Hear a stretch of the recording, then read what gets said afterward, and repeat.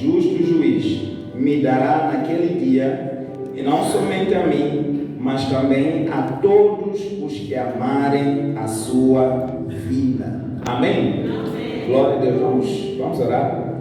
Senhor nosso Deus, em nome de Jesus, estamos gratos nessa manhã, gratos por este encontro, por esta reunião abençoada na sua presença, que o Senhor tem falado conosco desde o início deste encontro. Senhor, nós te louvamos, te agradecemos por tudo, quando o Senhor já ministrou dentro de nós, pelo fortalecimento que o Senhor já nos deu nesta manhã. Oramos, Espírito Santo, para que o Senhor continue ministrando na nossa vida. Colocamos nossos corações em inteira disposição do seu falar, para que o Senhor possa mudar tudo o que precisa ser mudado, fortalecer as nossas vidas, fortificar-nos na fé, em nome de Jesus. Oramos, Senhor, para que o Senhor esteja a aplicar a palavra no coração de cada um conforme a tua vontade, em nome de Jesus. Que nesta manhã, cada porção que o Senhor preparou para cada um de nós por meio da palavra possa chegar a cada espírito nesta manhã, em nome de Jesus Cristo. Oramos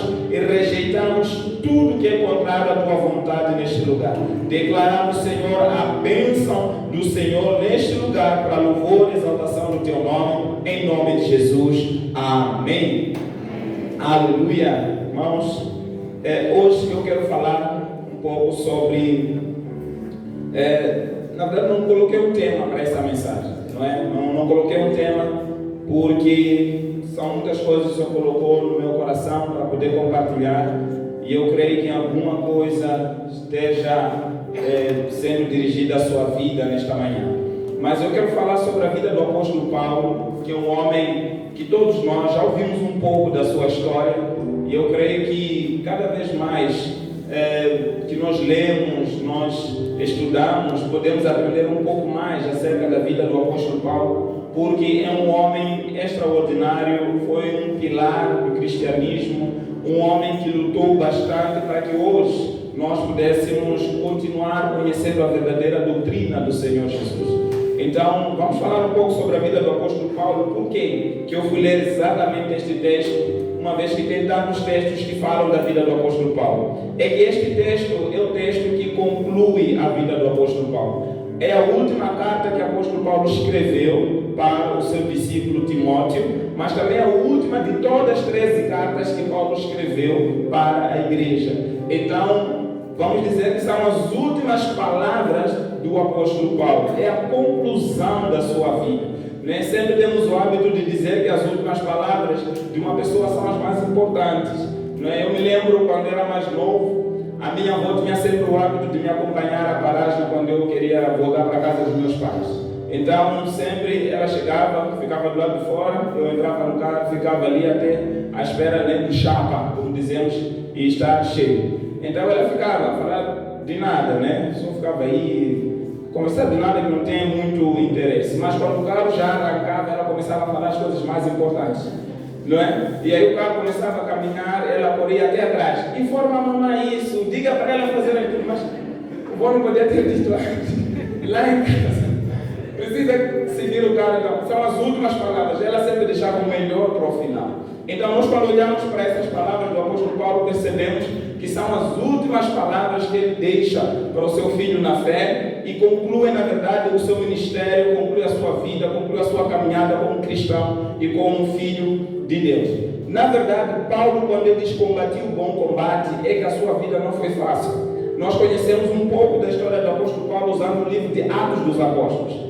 O livro de Atos dos Apóstolos não vai concluir a vida de Paulo, porque Lucas, quando escrevia o livro de Atos dos Apóstolos, ele não escrevia a biografia de Paulo. Ele estava preocupado com os atos dos apóstolos através do Espírito Santo. Por isso que ele não vai se preocupar como é que Paulo morreu. Por isso que a Bíblia vai terminar dizendo, lá em Atos vai terminar dizendo, Paulo terminou a sua vida continuou seu ministério lá em Roma, alugou uma casa e ficou lá, e um guarda estava na porta a controlar Paulo. Então não fala como Paulo morreu, mas segundo a história diz que Paulo morreu decapitado. Ou seja, alguns dizem que no dia que ele ia morrer, ele fez uma longa oração e depois ele olhou para alguns pregadores que estavam ao lado dele, alguns cristãos também. Então ele diz assim ele olha para eles, né, segundo os escritos, segundo a história, diz que ele não falou nada, né, só olhou para eles e depois esticou o pescoço e colocou numa madeira, e aí tiraram o seu pescoço, né, a sua cabeça. E assim foi a vida de apóstolo Paulo. Mas Paulo, na verdade, ele começou como Saulo, não como Paulo.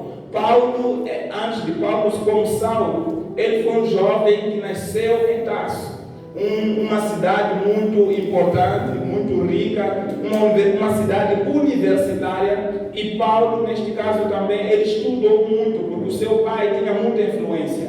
Então ele estuda, vai à faculdade, se forma, e na área religiosa ele se filia à seita dos fariseus, né? O grupo dos fariseus, dentro da religião judaica. Então ele, que era uma das melhores seitas naquela época na religião judaica, então ele se torna um estudante do melhor mestre do farisaísmo, neste caso o Gamaliel. Então Paulo cresce assim, aprendendo de Gamaliel, bebendo muito dos ensinamentos judaicos, segundo o que ele diz no livro de Gálatas e em outros livros. Ele diz que foi entre os judeus da sua época, os jovens da sua idade, ele era o jovem mais zeloso da tradição dos seus pais. Era um dos fariseus mais zelosos de tudo com aquela tradição que lá mandavam ele seguir. Então Paulo, nesse sentido, ele vai ter no seu coração uma raiva muito grande contra o cristianismo. Ele vai olhar para Jesus como um falso profeta, ele vai olhar para os cristãos como uma seita, como falsos, como hereges. Então Paulo agora, ele, movido pela religião, ele se levanta para perseguir a igreja. Ele se levanta para matar os cristãos.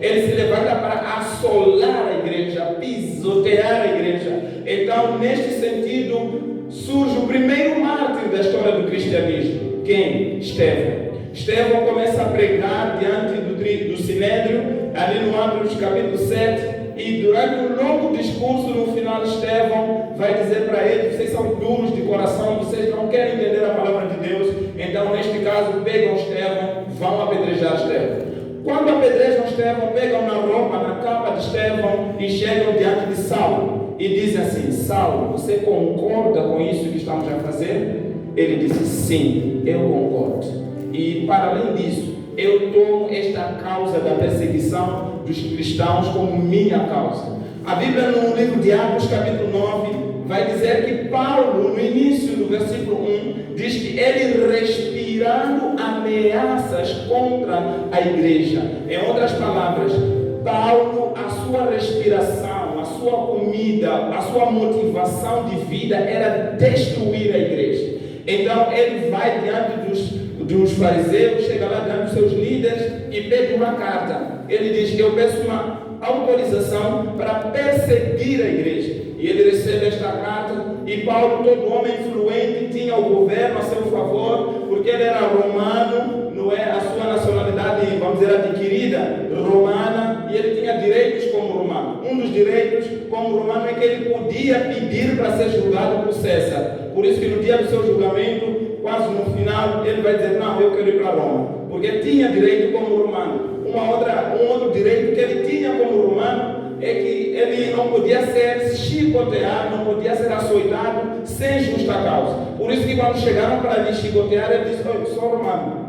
Vocês querem me bater? Vocês não sabem que eu sou romano? E todos ficaram com medo, porque ele tinha o direito de não ser chicoteado, açoitado sem uma justa causa. E o outro caso também é que ele não podia morrer por decapitação sem condenação. Então Paulo vai usar esta nacionalidade romana adquirida como uma forma também de poder entrar em Roma para poder fazer o evangelho chegar na grande cidade de Roma.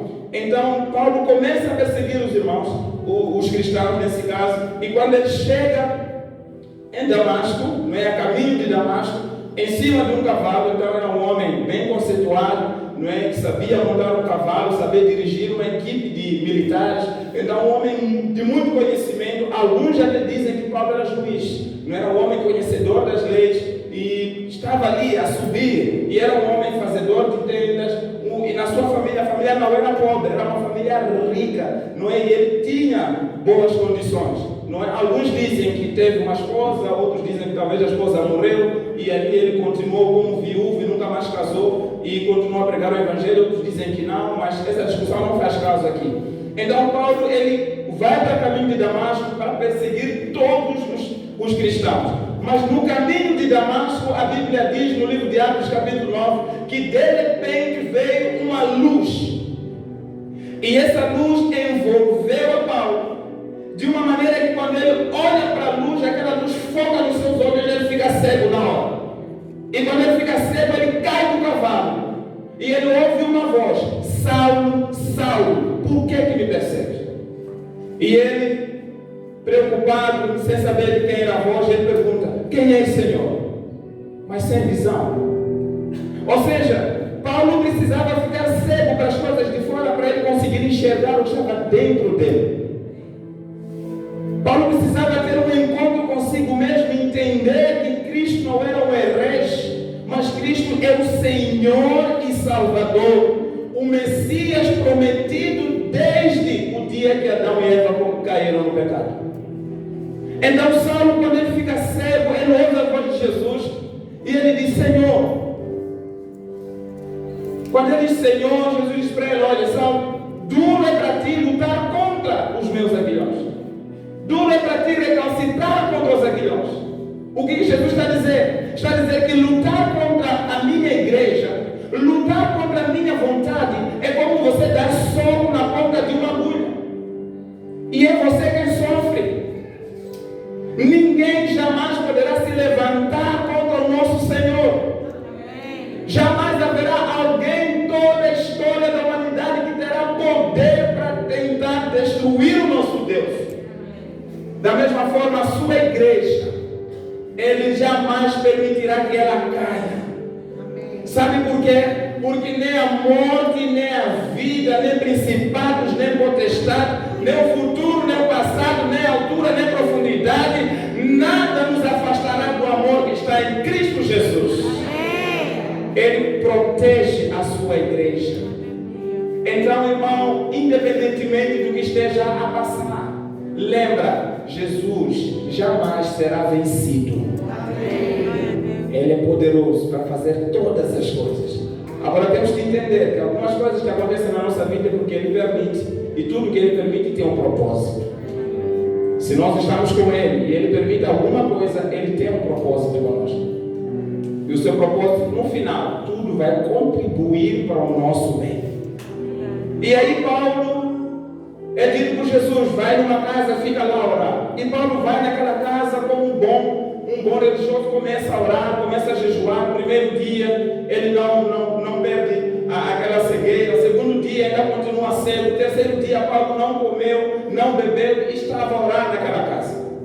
De repente Jesus vai e fala com o seu discípulo chamado Ananias e diz: Ananias, meu discípulo. Ele diz: sim, Senhor, tenho uma missão maravilhosa para ti. Ele: qual, Senhor?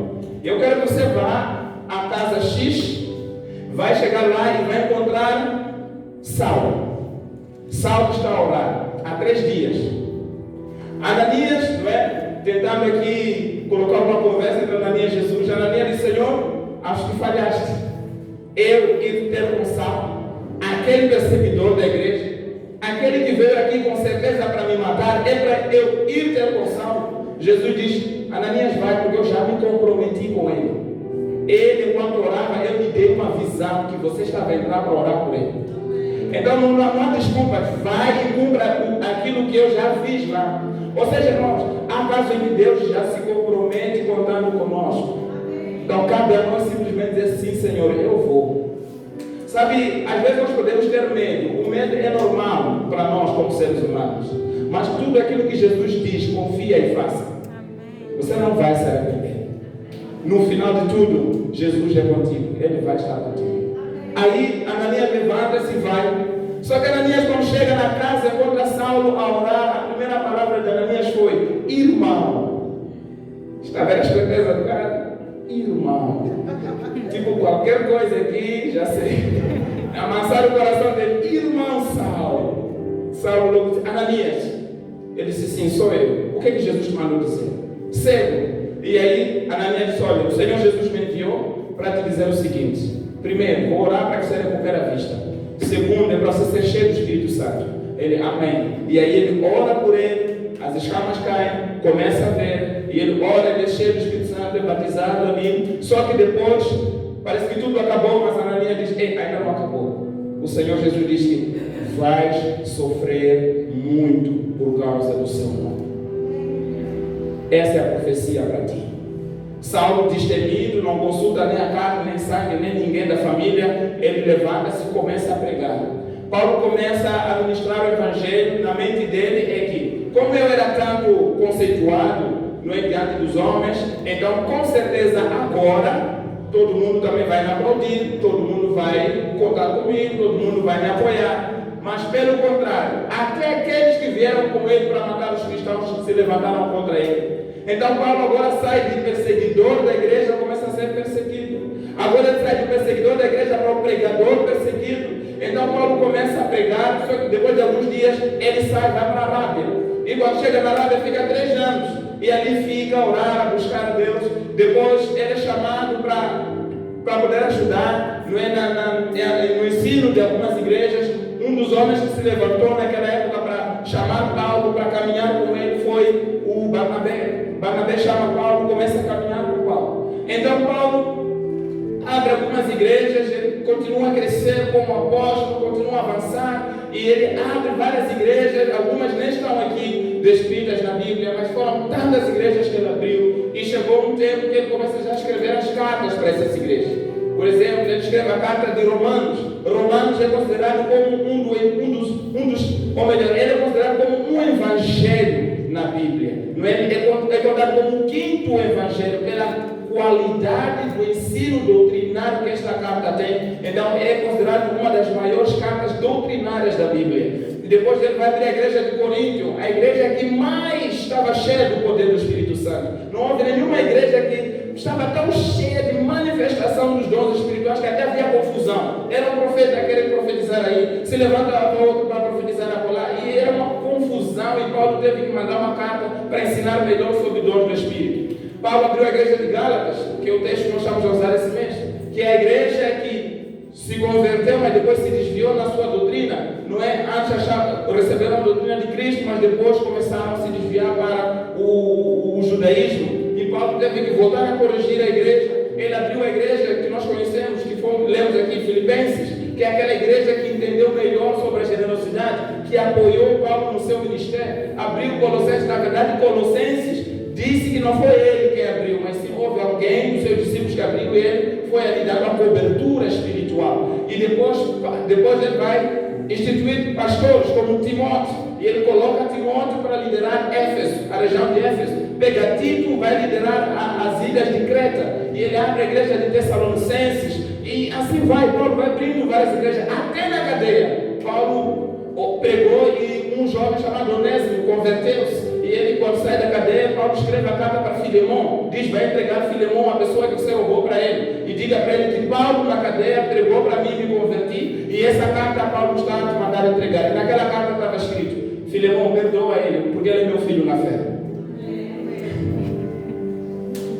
Paulo, diante de vários reis, diante de vários homens importantes de Roma, olhavam para ele e diziam: por que você sofre? Por que você abandonou tudo que te dava status na sociedade para você se tornar isso? Ele disse: eu sou livre. Eles diziam: mas você é um escravo acorrentado. Ele dizia: eu sou um escravo que foi liberto. Eu sou escravo de Cristo, sou livre em Cristo Jesus. Tanto é que ele vai dizer: já morri para mim mesmo. A vida que agora vivo, já não vivo na carne, vivo pela fé no Filho de Deus, que se entregou pela minha vida. Então Paulo vai, na sua caminhada, começar a perceber que tudo aquilo que ele tinha no passado não era nada. O que era mais importante era o que ele tinha agora, que era Cristo na sua vida. Então ele vai chegar a dizer: para mim morrer, viver, para mim viver, como é que ele vai dizer? Deus que me ajuda no versículo. Viver é Cristo. Para mim viver é Cristo, morrer é lucro. Ele diz: eu me considero como escória desse mundo. Para mim não sou nada. Mas uma coisa que eu sei: Cristo no meu coração, Ele é meu alvo e eu vou avançar até que Ele venha. Então Paulo no final do seu ministério, no fim do seu ministério, lá como preso, ele pega numa pena, não é? Que era a caneta que usava na altura, molhar numa tinta, e ele começa a escrever a carta para o seu filho, Timóteo. E ele, quando escreve, ele vai dizer o seguinte: Timóteo, no versículo 6: quanto a mim, já estou sendo derramado como libação, e o tempo da minha partida está próximo. Ou seja, o Espírito Santo já havia dito para ele: Paulo, daqui a pouco vão te decapitar, daqui a pouco vão te sacrificar. Então Paulo vai dizer: Timóteo, eu sei que está quase o tempo da minha partida, está quase o tempo da minha morte, eu estou quase para ser entregue como sacrifício. Mas uma coisa que eu quero dizer, meu filho, eu tinha muitos amigos, mas agora estou sozinho. Eu tinha muito dinheiro, mas agora estou aqui num quartinho como preso. Eu era um homem influente, mas agora sou olhado como um lixo desse mundo. Eu era um homem que tinha sonhos de ser um grande mestre, mas hoje até as igrejas que eu abri nem me consideram como apóstolo. Mas uma coisa eu quero dizer para ti, meu filho: combati o bom combate. Aleluia! Combati o bom combate. Ou seja, não que Paulo está sendo melancólico e dizer: ah não, tudo minha vida foi um fracasso, minha vida não valeu a pena, eu gastei minha juventude para nada. Não, muito pelo contrário. Paulo tem um orgulho e diz: eu combati o bom combate. Aleluia. A minha vida não foi em vão, o meu trabalho não foi em vão. Eu sei que tudo o que eu fiz, aos olhos dos homens naturais, não conseguem discernir o valor, mas aos olhos dos homens espirituais sabem qual é o valor daquilo que eu fiz. Então Paulo vai dizer: combati o bom combate. E quando eu olho para esse combati o bom combate, eu me pergunto: que combate é esse que Paulo combateu? Que batalha é essa que Paulo enfrentou? E aí, lendo Judas, vamos para Judas.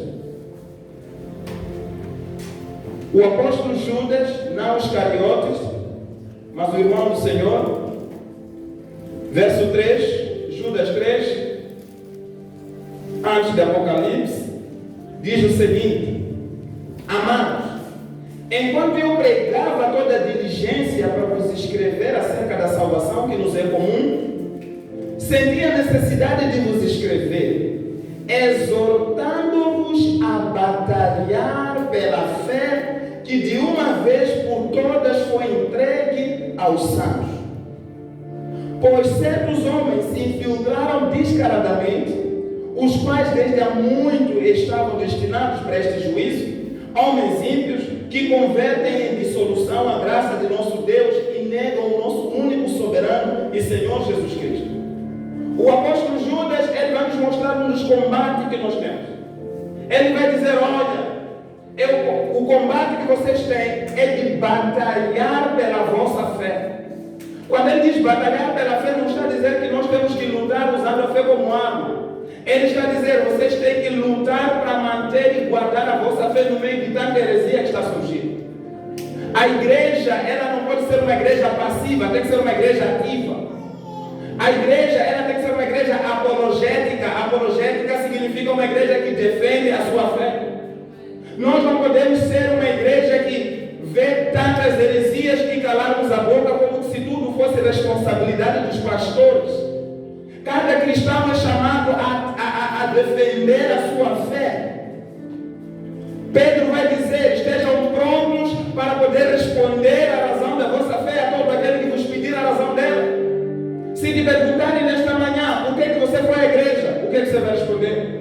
Se te perguntarem nesta manhã por que você não é daquela religião, mas você é cristão, o que você responde? Se te perguntarem nesta manhã por que você crê na salvação pela fé e não pelas obras, o que você responde? Então, Judas está a dizer: igreja, vocês têm um combate. Qual é o combate? De estudarem para poderem defender a vossa fé. Vocês devem ser posicionados naquilo que vocês creem. E não mudem, não diluam o vosso evangelho por causa das necessidades do homem. Há dias eu estava a falar lá na igreja, dizendo o seguinte: seguinte, o culto não é para agradar pessoas, o culto é para agradar a Deus. Nós não podemos ir ao culto e dizer, não gostei do louvor do irmão. Não, o irmão não deve cantar para ti. O irmão deve cantar para Deus. Não gostei da forma como o culto se moveu. Não, irmão. O que você tem que dizer é, não gostei da maneira como eu cantei na igreja. Não gostei da maneira como eu respondi quando a pregação estava a ser ministrada. Sabe o que vai trazer um avivamento? É quando todo o corpo se envolve em construir o mesmo propósito. Não é passarmos uma responsabilidade para algumas pessoas e depois nós ficamos na sombra da bananeira e dizer, não, faça tu e eu somente quero receber. Já não estamos na época dos Moiséses. Já não estamos na época de Moisés Rick, Moisés Manuel, Moisés Antunes, Moisés Dácio. Não, já não estamos nessa época onde o líder vai e fala com o Senhor e vem contar os segredos. O nosso amado disse, o véu foi rasgado. Todos nós temos esse privilégio de entrar, ouvir dele e dizer, eu creio, porque eu tive um encontro com ele. Aleluia! Glória a Jesus. A igreja tem que ser apologética, tem que defender a sua fé. Por isso não despreze o estudo da palavra. Você precisa conhecer as escrituras para combater e não permita que nenhum herege te desvie da sua verdadeira fé. Tem muitas pessoas. Ontem estava conversando com a minha esposa. E ela estava dizendo, sabe, tem pessoas que saem de uma igreja verdadeira, como Batista, como Assembleia, que são essas igrejas que nós sabemos são mais, que sempre mantêm a sua linha de ensino, saem e dizem, não, eu vou numa nova igreja que surgiu, porque lá as coisas vão acontecer, aqui não está acontecendo. E aconteceu que uma moça ou um grupo de uma família saiu e foi numa dessas igrejas, saiu de uma igreja evangélica, Assembleia de Deus, e foi para uma igreja dessas. E quando chega lá, em menos de 3 meses até prestado. Aí ele disse, glória a Deus, porque a minha vida agora está funcionando. A minha vida agora está andando, não importa o que prego, o importante é que eu estou a ter. Ou seja, essa pessoa só tinha uma visão de prosperidade a nível humano. Então, passado algum tempo, o marido morre. Passado mais algum tempo, ela fica maluca. Saiu daquela, foi numa outra, continuava ainda a meter mais demônios em vez de libertar essa pessoa. Tudo por quê? Porque a pessoa não quer se firmar na verdadeira doutrina, na verdadeira fé, mas ela está à procura de coisas materiais. E alguns hereges, conhecendo a necessidade do homem, começam a pregar o evangelho da prosperidade, começam a pregar o evangelho das coisas, e as pessoas vão porque querem coisas, querem marido, querem esposa, querem emprego, mas estão nem aí com aquilo que está sendo pregado. Misericórdia, Senhor. Não! A igreja tem que se definir. Você, como igreja, não seja um crente avulso que aceita qualquer coisa.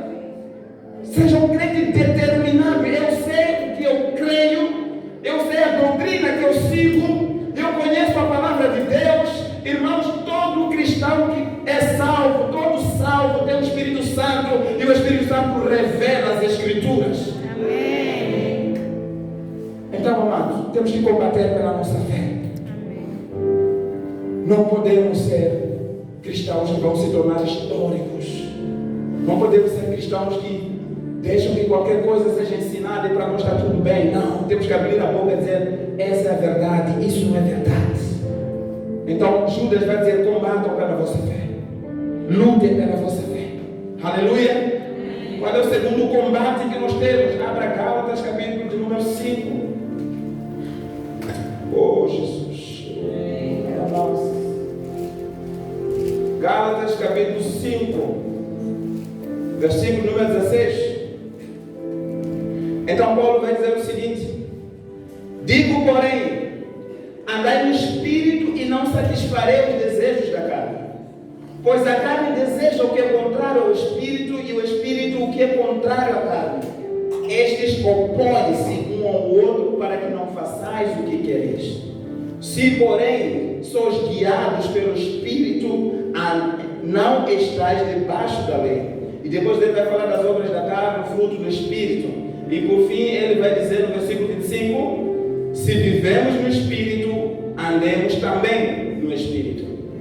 A segunda batalha que que eu seleciono para mim, para compartilhar com os amados, é a batalha da carne contra o espírito. Paulo, quando diz eu combati um bom combate, ele está dizendo, em toda a minha caminhada eu permiti que o Senhor transformasse a minha vida. Em toda a minha caminhada eu permiti que o Espírito Santo tomasse um lugar na minha vida. Então nós como cristãos temos que entender que temos uma batalha. Qual é a batalha? Da carne contra o Espírito. Ou seja, a carne ela quer tomar o lugar do Espírito, e o Espírito ela quer tomar o lugar de autoridade na nossa vida. E a carne naturalmente ela é fraca, e o Espírito está pronto, o nosso Espírito está pronto. Mas o problema é a quem nós alimentamos mais. Porque aquele que nós mais alimentamos, este ganha na nossa vida. Uma vez nesse púlpito, eu ouvi a missionária Marta contar uma história. Ela diz que existia um homem que fazia aposta de 2 galos que ele tinha, um preto e um vermelho. E ele colocava o galo num ringue. E ele dizia, quem aposta o preto, quem aposta o vermelho. E as pessoas apostavam um e outros no outro. E ali lutavam e no final um ganhava, quem ganhava as pessoas levavam dinheiro. Então um dia ele começou a perceber que o galo vermelho sempre ganhava. O galo vermelho sempre vencia. Então ele decide um dia colocar novamente no ringue. Ele diz, quem aposta? As pessoas já sabiam que o vermelho sempre era mais forte. Então começaram a apostar mais no vermelho. Quase todos apostaram no vermelho. E somente ele apostou no preto, dono dos galos. E aí naquele dia os 2 galos lutaram. Sabe quem venceu? O preto. Estranhamente. E aí ele leva dinheiro, todo mundo sai frustrado, porque nunca esperava que aquilo acontecesse um dia. Porque o preto sempre era mais fraco, mas o mais fraco venceu aquele que é mais forte. Então, vai um amigo dele, chega e diz, olha, qual é o segredo? Conta-me lá. Por que o preto ganhou? Ele diz, é simples. Esta semana eu só alimentei o preto, o vermelho deixei morrer na fome. Só isso. Como ele estava fraco, levou porrada. E eu levo o dinheiro, põe no bolso e cada volta. Sabe, nós, na vida, ou podemos alimentar mais a carne, ou mais o nosso espírito. A quem você está a alimentar, ele que vai ter mais domínio na sua vida. Sabe, as pessoas que muito dizem que eu estou com dificuldades nesse pecado. Se você perguntar como está a sua comunhão com Deus, a pessoa sempre vai dizer, está fraca. Sabe por quê? Porque não tem como ter comunhão com Deus e o pecado continuar a reinar na nossa vida. Quando a presença de Deus vem na nossa vida, há uma frase que Davi chega a dizer, até a minha carne deseja a presença do Senhor. Quando a minha comunhão está ativa com o Senhor, a carne, ela não tem domínio, sabe? Você vai olhar para aquilo que antes era tentação para ti, aquilo não vai se tornar tentação. Eu não estou a dizer isso, que não dizer, te dar uma cerveja, você beber, sentir que é água. Ah, não, a cerveja continua sendo cerveja. Mas o que eu estou a dizer é que você vai olhar para uma cerveja e ela vai perder sentido. Você vai dizer, não tenho mais desejo disso.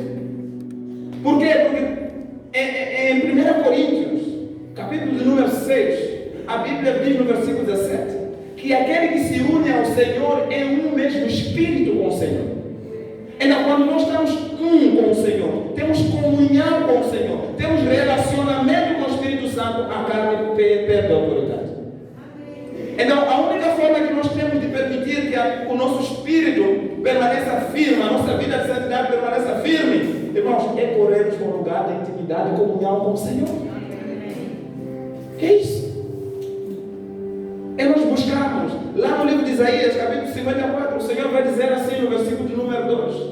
Diz assim, alarga o lugar, o espaço da sua tenda, ao meio do espaço, porque vem um tempo de prosperidade, mas uma coisa que você tem que entender, firme bem as estacas. O que é estaca? É um pilar. E nós na quarta-feira falamos dos pilares para firmar a nossa vida. Como está o pilar da oração? Como está o pilar da comunhão com a palavra? Como está o pilar do jejum? Como está o pilar de congregar na igreja? Como está o pilar de adoração? Obrigado. Como estão esses pilares da nossa vida? Será que temos colocado como prioridade na nossa vida? Temos buscado ir mais profundo em cada uma dessas coisas? Então é isso que vai fazer com que a carne perca a força, o espírito vença. É a nossa comunhão com o Senhor. Irmãos, a carne só se crucifica pelo Espírito, não é pela força. Quando ele diz a luta que entra a carne e o Espírito, não é que você tem que agora passar a lutar pelas suas forças para tentar ser santo, não vai conseguir. Por isso que ele depois diz, crucifique a carne pelo Espírito no livro de Romanos.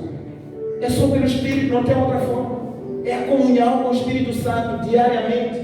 Por isso que eu quero dizer, meus amados, se você está lutando com algum pecado na sua vida, você está num combate declarado, não tem como fugir desse combate. Então também não adianta dizer tudo bem, já que sou pecador, vou mergulhar cada vez mais no pecado. Não é isso. Tem como você sair desse lamaçal, tem como você sair desse pecado, sabe, através do quê? Da comunhão com Deus, do relacionamento com a palavra, do relacionamento com o Espírito Santo. Como é que eu faço isso? Não sei como fazer isso. Um dos conselhos que eu posso te dar é procurar alguém aqui na igreja que seja maduro e pedir que ele caminhe um pouco contigo para te ensinar como ter uma vida devocional, como ter uma vida de oração, como tudo isso que nós estamos a falar aqui, para que nós possamos aprender, precisamos ser discipulados. A visão da igreja, nós resumimos em uma só frase: ser discípulo que faz discípulo. Amém. A nossa missão, nossa visão, ser uma igreja viva, adoradora, missionária. A nossa visão como igreja, mas a nossa missão, eu tenho que ser um discípulo que faz discípulo. Então não tem como, se a gente quer crescer, quer avançar, temos que procurar um pai espiritual. Temos que procurar alguém que nos ajude a sentar conosco, a nos ensinar essas coisas básicas da fé. Sozinho podemos ouvir aqui no culto, vamos querer implementar, mas de repente não sabemos como. O Espírito Santo nos ensina assim, isso eu não nego. Mas quando nós temos alguém que nos apoia, alguém que caminha conosco, isso vai ser mais fácil para ti. Então procura alguém se você tem dificuldade de orar em casa, se você tem dificuldade de meditar na palavra, se você tem dificuldade de jejuar durante a semana. Sabe, tem cristãos que dizem, sempre que eu decido jejuar no dia seguinte não jejuo, não consigo. Então se tem essa dificuldade, procura alguém. Diga, olha, me ajuda. Se não sabe quem procurar, procura o pastor vai te indicar a pessoa. Mas é assim, nós temos que firmar bem a nossa comunhão para conseguirmos vencer a nossa carne. Amém? Então esse é o nosso segundo combate, é da carne contra o Espírito. O terceiro combate está no livro de Efésios, capítulo 6, versículo de número 12. Efésios 6, 12. Diz assim a palavra do Senhor: pois não temos de lutar contra a carne ou sangue, e sim contra os principados, contra as potestades, contra os poderes deste mundo tenebroso, contra as forças espirituais da maldade nas regiões celestiais. Então aqui o apóstolo Paulo vai falar, olha, a nossa luta não é contra pessoas. Nós não precisamos lutar, batalhar contra pessoas. Nós temos que lutar contra Satanás, que usa essas pessoas para nos atacar. Então nós temos que entender o verdadeiro alvo da nossa batalha espiritual. Então, falando neste sentido de lutar contra as hostes da maldade, eu quero falar da vida do profeta Daniel. Conhecemos como foi a vida de Daniel. Daniel foi um homem que, quando foi para a Babilônia, logo chegou lá e ele decidiu, eu não vou me contaminar nessa terra. Nós temos uma promessa e nós vamos sair dessa terra um dia. E ele, quando lia a Bíblia, encontra no livro de Jeremias 25, creio que é versículo 13, uma promessa de Deus, que dizia que eles ficariam lá na Babilônia 70 anos, e depois disso seriam removidos. E os dias já estavam se cumprindo. Já estava quase a chegar o tempo em que eles seriam removidos para a sua própria terra. Então Daniel começou a ver que aquilo estava a demorar muito. E ele começa a entrar num propósito. Ele começa a orar mais. Sabe, Daniel era um homem de oração, tanto é que Satanás usou tantas pessoas para impedir ele de orar. Daniel, quando mais orava, colocaram um decreto. Levaram o rei Dario a colocar um decreto. Todo aquele que orar a qualquer Deus, a não ser eu, esse será lançado na cova dos leões. Então Daniel disse uma coisa: eu não vou quebrar a minha comunhão com Deus. Se quiserem me lançar na cova dos leões, me lancem, mas eu não vou quebrar a minha comunhão com Deus. E Daniel começou a orar, sabe, orava olhando para uma janela.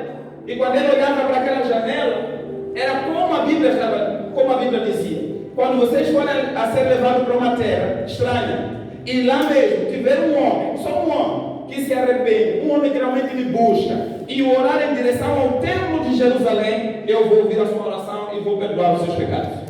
Então ele, quando olha para a janela, não é só porque era um ritual, é porque ele estava orando segundo a palavra de Deus. que há uma promessa que quando eu oro para essa direção, para o templo, o Senhor vai ouvir a minha oração. E ele orava, até que chegaram, pegaram Daniel, apresentaram diante do rei Dario. E Dario, quando olha para Daniel, diz: meu Deus, eu tinha esquecido do meu amigo Daniel. Mas ele já tinha escrito, já tinha assinado o decreto. Então disse: levem. Quando levam Daniel, colocam nas covas dos leões. Agora veja, irmão, os leões ficavam dias sem comer, famintos. Pegam Daniel e quando lançam na cova, os leões olham para Daniel e ficam enjoados. Perderam fome, ficaram sacios na hora. Só olhavam para ele assim, ele só olhava para os leões. Toda noite. Dia seguinte, Dario volta e chega: Daniel, meu amigo, está já aí. Ele diz: rei, estou aqui, o Senhor me conservou. Amém. Aleluia. Então, sai. Quando tiram eles, pegam esses que me enganaram, lançam ali. A Bíblia diz que antes de chegarem no chão, os leões logo acabaram com eles. Então, Daniel continua, então ele entra nesse propósito de oração. A Bíblia diz que ele começou a orar e a jejuar. Ele disse assim: vou jejuar 21 dias. Não, ele não disse.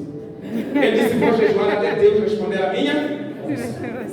E nós vamos dizer: não, 21. Não pode sair. Ele não disse: vou orar 21 dias. Ele disse: vou orar até Deus responder. Calhou que foi no dia 21. Então nós não fazemos jejum de 21 dias, né? Deus até que chega, agora é contigo. Não. Temos que jejuar até a resposta. Mas voltando aqui, eu peço o irmão Yazado para vir aqui, irmão André também. Vamos fazer um exemplo aqui. Irmão Josafá, rapidamente. Então Daniel começa a orar. No primeiro dia, a Bíblia diz que ele ora e a resposta não vem. Pode vir aqui. No segundo dia, o nosso irmão Yazado vai ser o Daniel, a história. Não é? Então a pessoa ficar de joelho. Então o irmão está a orar. Ele, o Daniel, está a orar. No primeiro dia, a resposta não vem. No segundo dia, a resposta não vem. No terceiro dia, ele está a orar e está a jejuar. Sabe, é como nós, muitas vezes quando oramos por alguma causa na nossa vida e nós não estamos a ver a resposta, e aí logo nós dizemos: Deus não está a responder. Mas não é verdade, porque a Bíblia diz que toda oração que nós fazemos, ela sempre sobe na presença de Deus. Amém. Mas sabe qual é o problema? O problema está na descida da resposta. Na subida não tem problema, mas na descida tem problema. Porque essa área atmosférica que nós vemos está dividida em 3 fases, em 3 níveis. Tem o primeiro nível, que é a atmosfera, essa normal que nós vemos. Tem o segundo nível, que é chamado segundo céu, que é o céu onde há uma guerra espiritual. E tem o terceiro céu, onde Deus está. Então, Daniel está a orar aqui no primeiro céu, à espera da resposta de Deus. E aí Deus manda o anjo Gabriel. Quando Deus manda o anjo Gabriel para trazer a resposta, logo no primeiro dia, porque Deus não tem problema de responder as nossas orações. Então, manda o anjo Gabriel e diz: venha dar a resposta. Para um pouco. Então, levanta-se o inimigo. Não é? O Senhor te guarda, em nome de Jesus. Então, levanta-se o inimigo. Ali o anjo vai falar: o rei da Pérsia, que é um demônio, que é um principado. Vamos dizer, o próprio Satanás. Então ele se levanta para impedir, impeça ele de entrar. Mas com muita calma, né? Vamos lá, assim. Ele quer passar, mas ali está de resistir. Vamos lá. Vamos. Aí o Gabriel quer passar, mas o rei da Pérsia está ali a impedir. Não, você não vai passar para a resposta. No primeiro dia ele ora, a resposta veio, mas o rei da Pérsia está impedido. No segundo dia ele ora e jejua, à espera da resposta, mas o anjo já foi enviado. No terceiro dia ele continua a orar, o anjo está com a resposta, parado no segundo céu, porque o inimigo está a impedir. É assim como acontece com as nossas orações. Você ora muitas vezes para que alguém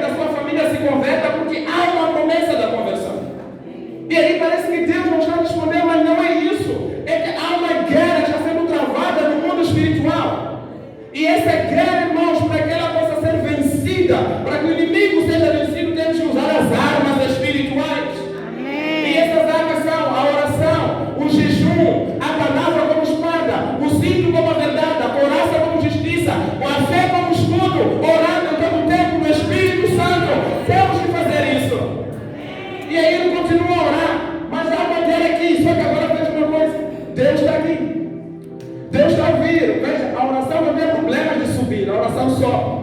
Mas o problema está na descida. E Deus está ouvindo. 4 dias. Daniel, eu já te respondi, meu filho. Por que esse jovem não para de orar? Daniel, eu já ouvi, já respondi a tua oração. No 7º dia, mesma oração. Daniel, eu já ouvi a tua oração. O que está acontecendo com Daniel? Por que ele insiste tanto numa coisa que eu já lhe dei? Já esperava ouvir obrigado, Senhor, pela tua resposta. Mas por que ele ainda continua a pedir a mesma coisa? É aí onde nós entendemos orar sem Cessar. É aí onde nós entendemos a parábola da viúva, onde Jesus vai dizer, olha, orem sem parar até terem a vossa resposta. E aí ele continua, então, Deus chama o arcanjo Miguel. Irmão Miguel, você pode ver. Aí chama o arcanjo Miguel. Agora, irmãos, temos que entender uma coisa. No céu existem 4 tipos de anjos. Existem os querubins. Os querubins são os anjos da proteção do trono de Deus. Existem os serafins, são os anjos de adoração. Por isso que se nós pararmos, fecharmos a nossa boca de adorar, Deus não é carente de adoração, porque lá no céu, os serafins estão a todo momento santo, santo, santo, santo, santo, santo, santo, santo, santo, santo. Por isso que nós só podemos abrir a boca e juntamente com os serafins, clamarmos também, santo, santo, santo, é o Senhor dos exércitos, toda a terra está cheia da sua glória. O terceiro tipo de anjos são os anjos chamados arcanjos. Arcanjos são anjos de guerra, anjos de batalhas, anjos de espada. E o 4º tipo são anjos que nós conhecemos como Gabriel, que são os anjos de informação.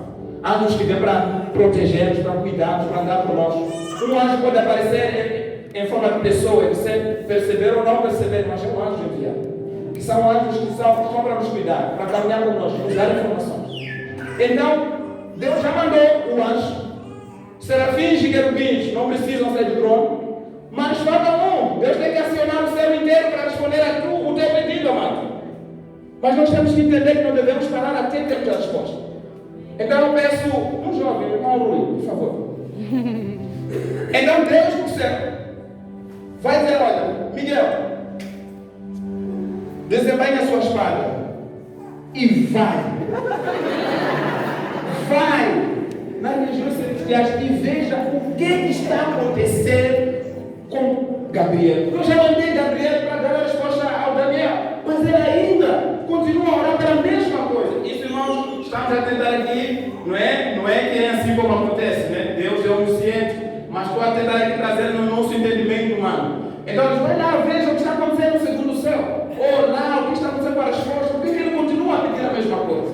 E aí, Miguel, quando vai, o anjo da espada chega no segundo céu e encontra uma guerra espiritual a ser travada.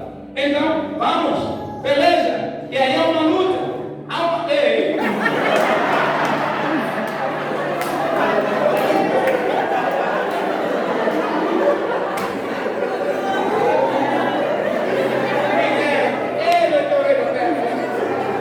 Ok, voltando. Então, o que acontece? Miguel, irmão, estamos todos a olhar o que está acontecendo no segundo céu, mas tem um homem que já está há 19 dias a orar e a jejuar. Tem um homem que não parou. Esse homem, em 21 dias, não teve nenhuma visão do céu. Não viu nenhuma faísca. Não viu nada mudar. Muitas vezes nós oramos, já queremos ver no segundo dia acontecer alguma coisa. Sabe, a pressa é uma das armas que o inimigo usa contra a oração. Se você tem muita pressa em querer logo ver as coisas, muitas pessoas caem, param de orar, perdem a fé. Fica firme. O Senhor, se tem uma promessa para a tua vida, fica firme nessa promessa. Declara essa promessa, ora por essa promessa. Porque Deus não é homem para mentir. Ele é filho do homem. Deus não conhece mentira. Na Constituição de Deus não existe mentira. No dicionário divino não há mentira. Tudo que Deus te falou, Ele vai cumprir. Toma posse da palavra, diga, Senhor, essa palavra é minha. Eu creio nela. Esse homem já está 20 dias a orar. E o Miguel está a lutar agora com o inimigo. Aí você muda a sua visão, luta com o Miguel, que é um anjo de guerra. Mas enquanto lutam, vamos, lutar, continua a lutar, vamos para lá, jovem, vamos para lá. Aí vamos lutar. O que acontece? O caminho fica aberto para Gabriel. E ele foi vencido, com certeza. Muito obrigado, podem sentar. Aleluia. Aí, o caminho fica aberto para Gabriel. O irmão está aqui, eu não vou parar. Eu não disse 21 dias, eu disse vou orar até Deus responder. No dia 21 da sua oração e jejum, a Bíblia aqui diz que o Gabriel aparece diante dele. Ele diz: Daniel, homem muito amado e querido, eu quero te dizer uma coisa. Desde o primeiro dia que você começou a orar, a tua oração sempre chegava diante do trono da graça. Mas o problema é que quando eu vinha, o príncipe da besta me travou no segundo céu. Mas o Senhor mandou o arcanjo Miguel, lutou, e eu abri o caminho para mim. E eis aqui venho e trago a tua resposta. Toma, vai acontecer. Aleluia. Obrigado. Aleluia. Muito obrigado, irmão. Há uma guerra espiritual que está sendo travada. Os céus, sabe, Deus, quando você começa a orar, Deus está a acionar os céus em teu favor. Os céus se movem. Por isso que quando falamos das armas espirituais, precisam ser bem entendidas por nós, porque estamos nesse combate contra as trevas. Veja a sua vida que Paulo tinha de oração. Ele orava tanto que quando chegava numa comunidade diziam: aquele que alvoroça o mundo chegou também aqui. Aquele que queria confusão. Ou seja, aonde Paulo chegava, as trevas ficavam em confusão. Paulo só a passar a ir orar no rio, uma menina endemoniava-se logo. Esse é o homem de Deus que anuncia a palavra do Senhor. Só de passar, o demônio já se manifestava. E ele expulsa aquele demônio. Uma outra vez, no Atos 19, diz que os 7 filhos de Seva também decidiram a mesma coisa. Foram diante de um homem demoniado numa casa e começaram: este conjunto de demônio, sai em nome de Jesus, que Paulo prega. O demônio disse: calma. Jesus, não toca nesse nome, eu conheço. Paulo, está bem. Mas vocês quem são? Diz que foram batidos 2, saíram sem roupa naquele dia. Irmão, as trevas te conhecem? Amém. Glória a Deus. O mundo das trevas sabe que existe uma mulher, um homem de oração, que é você na tua comunidade. Sabe onde você está, os céus vão se abrir. Amém. Mas tem que levar a sério o combate espiritual. Irmãos, a igreja está sendo levada a um nível de consciência, de entender que já não há tempo para brincadeiras. Já não há tempo para distração. É muita oração, é muito jejum, é muito louvor, é muita adoração, porque são essas armas que o Senhor nos deu. É muito amor pelos perdidos, é muita paciência, porque são essas armas de paz, e nós vamos vencer. Amém. Na verdade, nós já somos mais que vencedores. Amém. Mas para que as coisas se manifestem no mundo natural, para que almas se convertam no mundo natural, é necessário que a gente leve a sério a batalha no mundo espiritual. O pastor Rick sempre deixou bem claro: nós somos espirituais.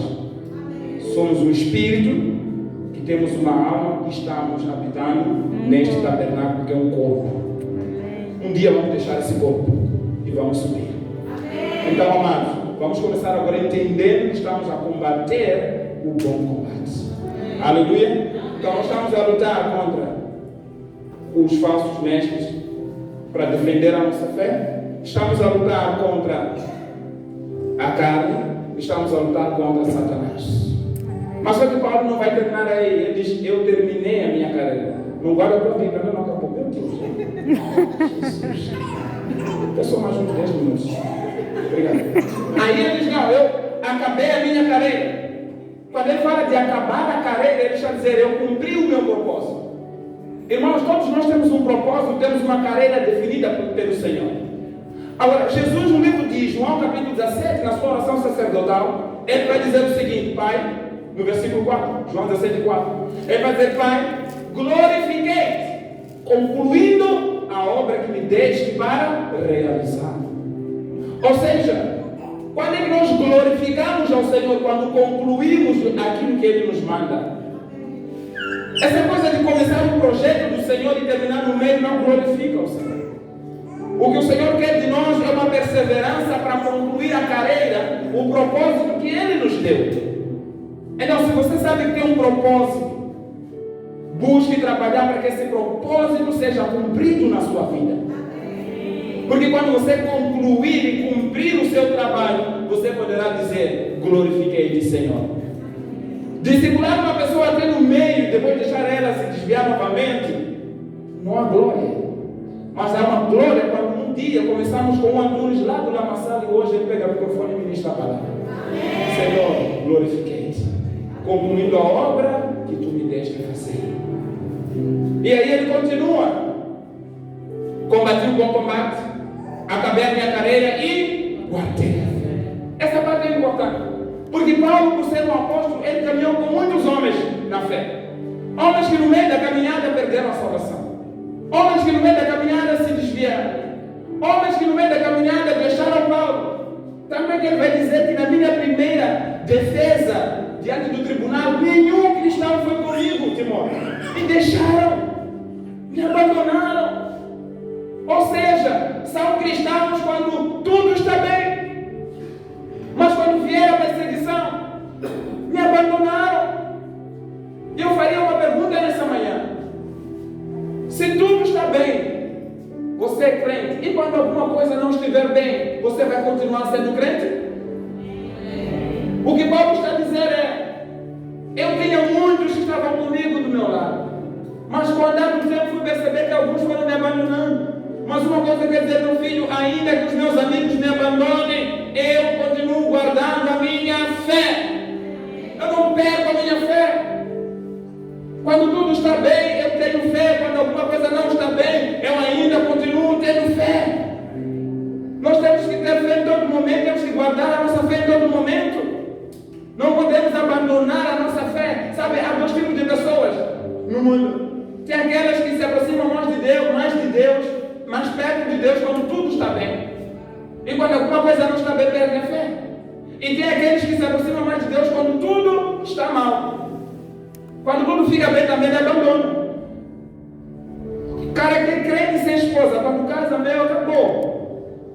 O cara que é crente sem emprego, mas basta ter emprego, agora são viagens e viagens, não tem tempo para ir à igreja. Tem pessoas que são crentes quando a coisa está apertada, mas quando tudo está bem, Senhor, se eu tiver tempo, vou te adorar. Então Paulo está a dizer: eu guardei a minha fé. Eu ainda continuo crente, meu filho. Eu sei que daqui a pouco, daqui a um ano, se calhar, vão tirar a minha cabeça. O Espírito Santo já me disse isso. Não me importa, eu ainda continuo crendo. Até entregando o meu pescoço, eu ainda continuo crendo. Eu estou firme. Agora ele vai terminar.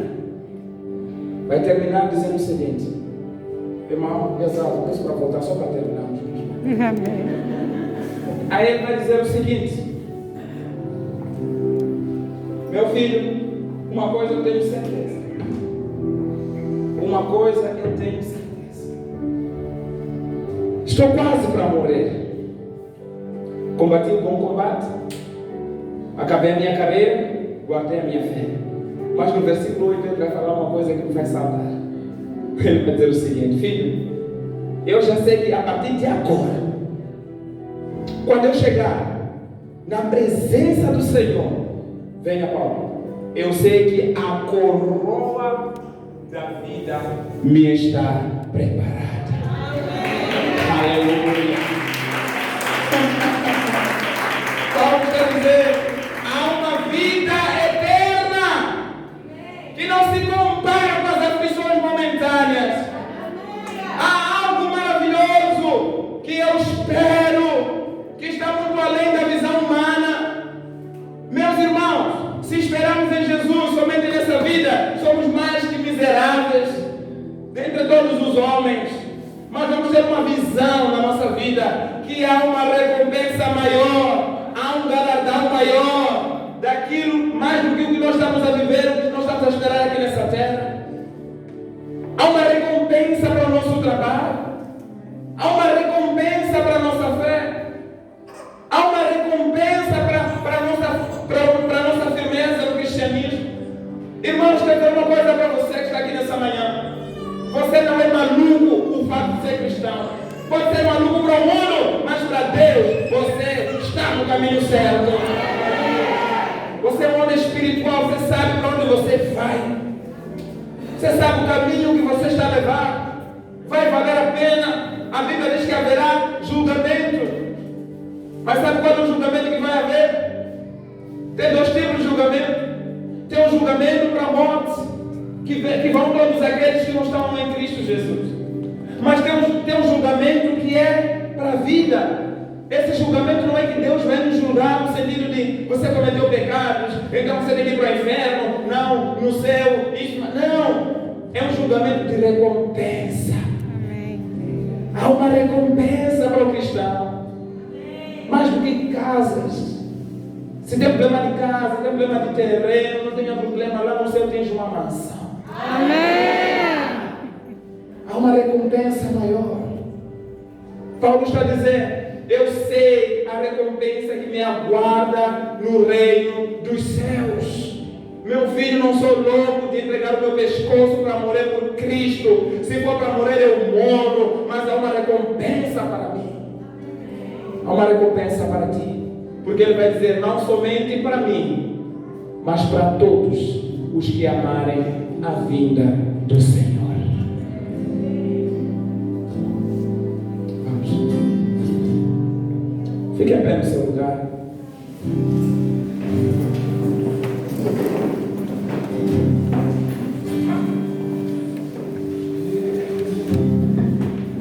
Eu quero te convidar nessa manhã a olhar para a eternidade. Quero te convidar a olhar para Jesus.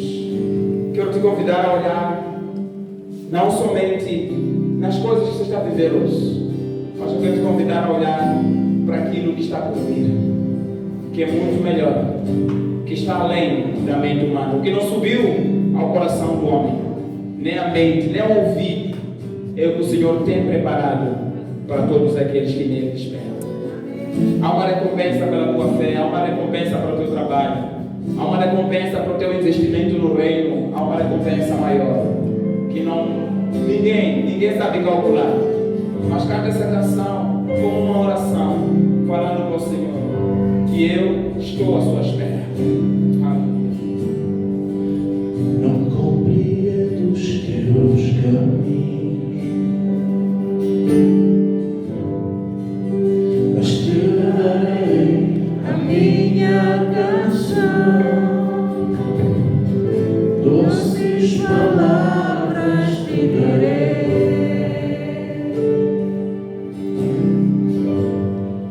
me sustentas em minha dor,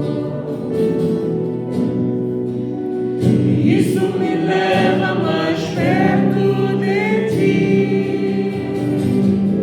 mais perto dos teus caminhos.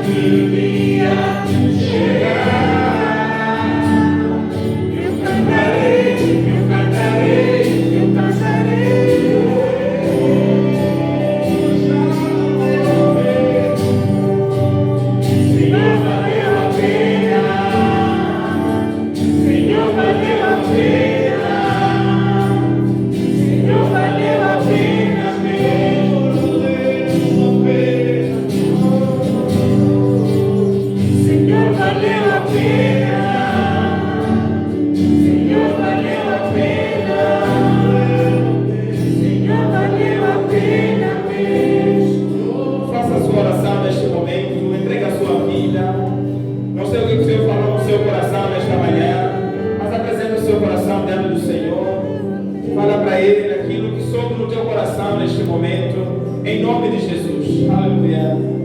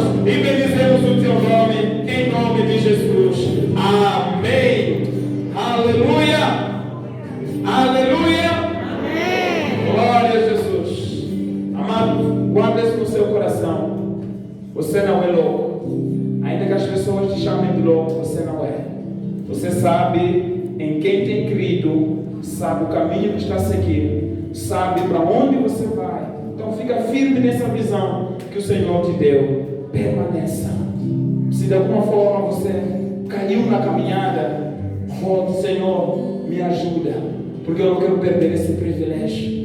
Porque naquele dia, quando Ele aparecer, vai ser um dia glorioso. A noiva dele, que somos nós, a sua igreja, estaremos diante do nosso noivo. E a recompensa não se compara com nada. Sabe, como uma mãe quando está com dores de parto, ela sente muita dor naquele momento, mas depois de dar a luz, só de ver a cara do bebê, ela já nem se lembra das dores, porque tem a alegria de receber uma vida. Então, tudo que nós passamos hoje nada pode se comparar com aquilo que está por vir. Tudo que você faz, lembra, o foco é permanecer, glorificar a Deus e continuar firme até que Ele volte. Se Jesus quisesse simplesmente nos salvar para nos levar ao céu, era só no dia que nós aceitamos Jesus, somos arrebatados. Mas não é essa a vontade de Jesus só. Jesus tem uma obra que está a fazer em ti e através de ti. Então, tens uma missão, tens um propósito, tens uma carreira. O Senhor tem um caminho para você. Então fica firme nesse caminho, permaneça. Não está no lugar errado, não está a seguir uma mentira, você está a seguir a verdade. E a verdade é Jesus Cristo. Nessa tarde, eu quero dar uma oportunidade para quem ainda não fez uma aliança com Jesus, para quem ainda não aceitou Jesus como Senhor e Salvador, para quem ainda não entregou seu coração e pode ser se sentar. Nunca fez uma aliança com Jesus, nunca se entregou a Cristo, mas nessa manhã entende que precisa entregar a sua vida para Jesus. Nessa manhã quer entregar o seu coração e veio aqui nessa manhã e entendeu que precisa fazer esta entrega a Jesus. Porque Jesus disse uma coisa muito importante: todo aquele que me confessar diante dos homens, eu também confessarei diante de meu Pai. Jesus também disse: se com a tua boca você confessa a Jesus, isso que ele disse para o apóstolo Paulo em Romanos 10, se com a tua boca você confessar a Jesus como Senhor e Salvador da sua vida, e no seu coração você crê, você acredita que Ele é o Senhor, que Ele foi ressuscitado dentre os mortos ao terceiro dia, você será salvo.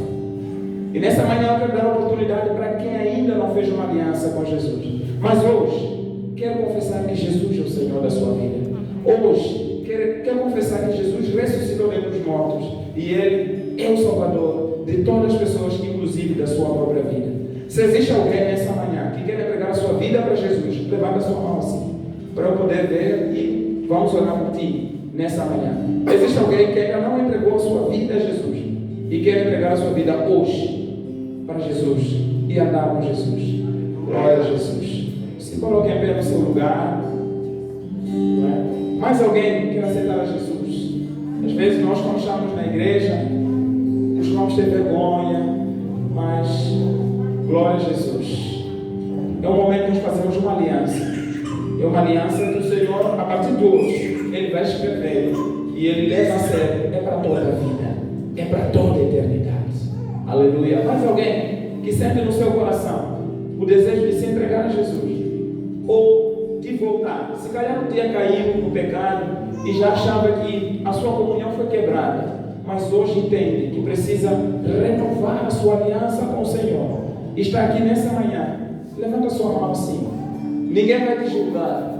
Ninguém vai te julgar. Mas todos nós estamos aqui como família para poder nos curar, nos restaurar. Fique em pé, irmão.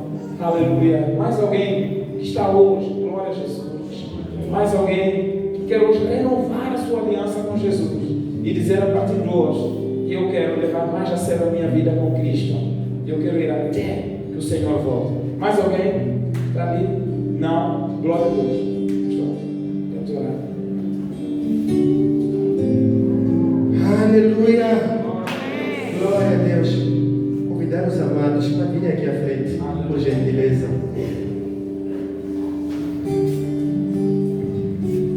Glória a Deus.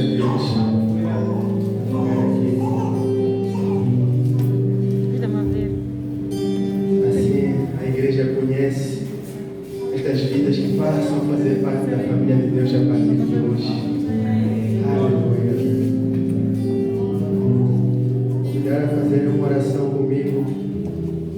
Quem vai fazer esta oração pela primeira vez dos 5? Alguém que está a voltar?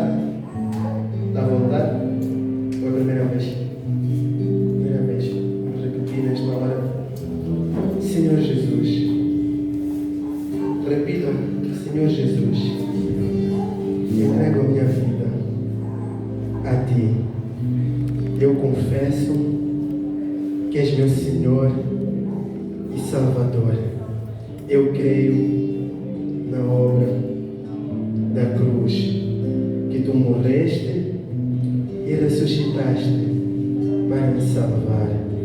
nesta hora, faço aliança contigo. Tu és o meu Deus e eu me entrego a ti. Em nome de Jesus. Amém. Agora vou orar. Pai, muito obrigado, Senhor, por estas vidas que estão aqui, Senhor. Muito obrigado por estes teus filhos que hoje nasceram para a vida eterna, Deus. Nesta hora, Senhor, eu quero os abençoar, Deus. E quero, em nome de Jesus Cristo, declarar bênçãos sobre a vida deles, Senhor. E a principal, que o Senhor dê um crescimento, Senhor.